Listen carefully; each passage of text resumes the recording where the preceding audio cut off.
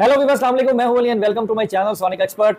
Question based video लेकर आपकी खिदमत में हाजिर हूं। मेरे एक सब्सक्राइबर ने मुझसे पूछा कि हम पुराना जेवर कैसे खरीद सकते हैं और जूलर के फ्रॉड से कैसे बचें। देखें, सबसे पहले तो मैं आप लोगों को बताऊं कि आप जेवर किसी भी जूलर से ख़रीदें, वो क्रेडिबल होना चाहिए, वो वेल नोन होना चाहिए और हर चीज़ का हिसाब किताब करके आपको दे। सोने का वज़न जो है वो नगीनों के अलावा सेपरेट आपको पता होना चाहिए। वेस्टेज जो है वो स्टोन के साथ वेट करके अप्लाई की जाती है और बाद में स्टोन लेस किए जाते हैं, ये वे आपको पता होना चाहिए। जितने कैरेट का गोल्ड है उतने कैरेट की प्राइस जो है वो आपको चार्ज करनी चाहिए। ये बेसिक चीज़ें हैं जो आपको पता होनी चाहिए। उसके अलावा जूलर ख़रीदने और बेचने में जिन पॉइंट्स के ऊपर अपनी बचत जो है वो गलत तरीके से रख सकता है, वो मैं थोड़े से पॉइंट आउट कर देता हूँ। देखें, सबसे ज़्यादा ख़तरनाक जो काम है ना आपके लिए वो ये है स्टोन वाली ज्वेलरी बेचना और स्टोन वाली ज्वेलरी ख़रीदना। जो प्लेन ज्वेलरी होती है, जैसे प्लेन चूड़ियाँ हो गई, प्लेन टॉप्स हो गए, सिंपल रिंग्स हो गई जिनमें कोई नग वगैरह ज़्यादा नहीं लगे होते या एक दो लगे हों, तो उनमें कोई मैटर, कोई प्रॉब्लम नहीं होती और जूलर भी उसमें ज़्यादा हेरा फेरी नहीं करता क्योंकि पकड़े जाने का खदशा सबसे ज़्यादा होता है। जिस सेट में, जिस पीस में ज़्यादा स्टोन होंगे हमेशा गड़बड़ उसमें की जाती है। जो अच्छे लोग हैं, सही वेल नोन लोग हैं, वो कभी भी ऐसा नहीं करते। मैं सबके लिए नहीं कह रहा हूँ, मैं रैंडमली बात कर रहा हूँ कि अगर जिन्होंने गड़बड़ करनी हो तो ये वो पॉइंट्स हैं कि जिन पे वो कर सकते हैं। देखें, जब आप अपना सोना बेचने जाएंगे और अगर उसमें स्टोन लगे हुए हैं 10 ग्राम, तो वो उसमें से 15 ग्राम काटेगा या 16 ग्राम काटेगा और वहाँ से अपने एक्स्ट्रा पेमेंट निकालने की कोशिश करेगा। अगर आप कोई जेवर ख़रीदते हैं जो स्टोन वाला हो, जो फ्रेश ना बना हुआ हो, समटाइम ऐसा होता है सेल की ज्वेलरी होती है, या जैसे मेरे सब्सक्राइबर ने पूछा कि जी ओल्ड ज्वेलरी, पुराना जेवर हो, तो हम कैसे ख़रीदें और उसमें स्टोन जड़े हुए हों। अगर उसमें स्टोन की असेसमेंट उस ज्वेलर की 2 ग्राम है तो वो उसमें से 1 ग्राम काटेगा, 1 ग्राम वहाँ से भी मनी मेकिंग करेगा। तो देखें, पुराना जेवर लेने के लिए काफ़ी ज़्यादा मालूमात होनी ज़रूरी है। मेरे ख्याल में प्रॉपर तरीके से कोई भी इतनी नॉलेज एक वीडियो से नहीं ले सकता और ना मैं सारी चीज़ें बता सकता हूँ, आपके ऊपर से गुजर जाएंगी, आप पिछली भूल जाओगे और अगली आपके माइंड में रहेगी और सीक्वेंस नहीं बनेगा।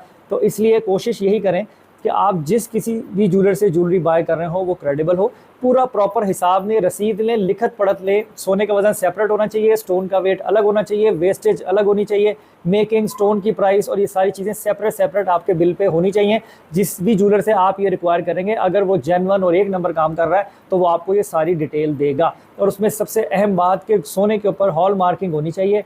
सोना अगर 22 कैरेट है तो 22 कैरेट लिखा हुआ होना चाहिए, 21 है तो 21 लिखा हुआ होना चाहिए, 18 है तो 18 भी मेंशन होना चाहिए उस पीस के ऊपर। अब बाज़ ज्वेलरी ऐसी होती है कि जिसके ऊपर स्टैंप नहीं लगी हुई होती, तो वो जो ज्वेलर होता है वो अपने वाउचर पे आपको कैरेटेज लिख के देता है क्योंकि उसने रेट मल्टीप्लाई करना होता है जितने कैरेट का गोल्ड वो आपको चार्ज कर रहा होता है। तो सबसे ऊपर वो सोने का रेट तोलों में या सोने का रेट ग्रामों में, उस कैरेट का, जिस कैरेट का वो आपको ज्वेलरी दे रहा है वो लिख के रसीद पे लिखेगा। अगर वो ना लिखे तो आपने ये चीज़ लिखवानी है। अब आप आए प्राइवेट, अगर आप किसी से पुराना जेवर खरीद रहे हो, देखें प्लेन अगर हो, चूड़ियाँ हो गई, कोई इस तरह की चीज़ें हो गई जिसमें स्टोन नहीं होते, उसमें तो कोई मसला नहीं है। लेकिन आप वेट कैसे करेंगे, आप घर पे गोल्ड को असेस कैसे करेंगे ये किस कैरेट का है अगर उस पर स्टैंप नहीं है। बाज़ दफ़ा ऐसा होता है 22 की स्टैंप होती है लेकिन अगर आप लिक्विडेट कराओ तो वो 21 कैरेट भी नहीं निकलता। तो यानी मैन टू मैन, बगैर किसी सोर्स के, यानी बगैर किसी ज्वेलरी शॉप के अगर आप डायरेक्टली किसी से बाय करते हो तो उसमें बहुत ज़्यादा रिस्क है आपके लिए कि आपको सौदा ठीक भी मिल सकता है और आपके साथ धोखा भी हो सकता है। तो आप प्राइवेटली किसी से भी ज्वेलरी अगर बाय करें तो आप मिड में कोई ऐसी सोर्स ज़रूर रखें, चाहे वो लैब की हो, चाहे वो ज्वेलरी शॉप की हो, जो एटलीस्ट आपको गोल्ड वेरीफाई करेगी ये सोना ओरिजिनल है, किस कैरेट का है और कितनी प्राइस पे आपको मिलना चाहिए। अगर आप मैन टू मैन डील करते हैं ना, कोई ज्वेलरी शॉप इन्वॉल्व नहीं होती, तो उसमें बस एक फ़ायदा आपको ये है कि आप प्रेजेंट गोल्ड रेट पे ज्वेलरी बाय कर सकते हो without making and without wastage. तो उसमें आपको बेनिफिट मिलता है और इसी ग्रीड में लोग ज्वेलरी शॉप को छोड़ के डायरेक्ट डील की कोशिश करते हैं कि अगर कोई पुराना जेवर मिले किसी फैमिली मेंबर से या किसी दोस्त से या किसी का रेफरेंस से तो हम वो ले लें, हमारा मेकिंग वेस्टेज का खर्चा बचेगा। लेकिन ज़रूर बचता है, लेकिन सोना जो है वो ओरिजिनल होना चाहिए। आप खुद से घर पे गोल्ड चेक नहीं कर सकते।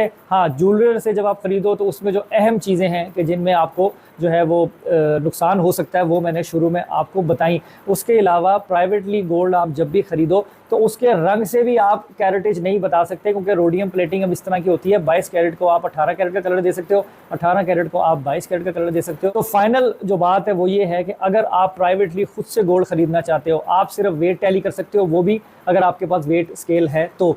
तब अगर नहीं है तब भी आपको ज्वेलर के पास जाना पड़ेगा।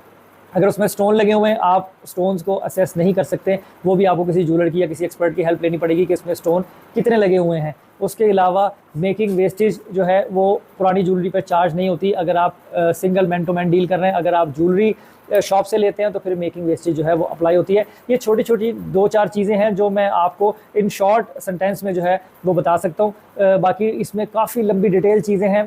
आप एंड ऑफ द डे यही समझें कि अगर आप किसी ज्वेलरी शॉप से लें तो वो आपके लिए ज़्यादा बेहतर है कि आपको रसीद मिलेगी और वो गारंटी देगा। अगर आप बाय सेल्फ किसी से ले रहे हैं तो ज़रूर किसी ज्वेलर या किसी एक्सपर्ट को इन्वॉल्व करके सोने को वेरीफाई कर लें, वेट को वेरीफाई कर लें और प्राइस को वेरीफाई कर लें और फिर उसको जो है वो आप उसकी पैसे अदा करें। तो दोनों सूरतों में जो है वो ज्वेलरी का लेन देन किया जा सकता है, लोग करते भी हैं। ज्वेलर हजरात जो हैं मोस्टली वो पुराने जेवर में काम नहीं करते, मेरे ख्याल से कुछ सालों से नहीं कर रहे हैं क्योंकि रेट में इतनी फ्लक्चुएशन है। फॉर एग्जांपल अगर 20,000 रुपये ग्राम से सुबह मैंने पुरानी ज्वेलरी खरीदी और शाम को रेट हो गया 22,000 तो मैं 20,000 में बेचूंगा नहीं, मैं 22,000 में बेचूंगा। और अगर मेरी खरीद 22,000 की है और रेट हो जाता है 14,000 तो मैं 22,000 में बेच नहीं सकता, मैं 14,000 में बेचूंगा तो मैं अंडर कॉस्ट हो जाऊंगा। इसलिए ज्वेलर अब पुराने जेवर पे काम नहीं करते, वो उसको लिक्विडेट करके प्योर करके अपनी नई ज्वेलरी बनाते हैं और उसको प्रेजेंट रेट में मेकिंग वेस्टेज पॉलिश ऐड करके बेचते हैं।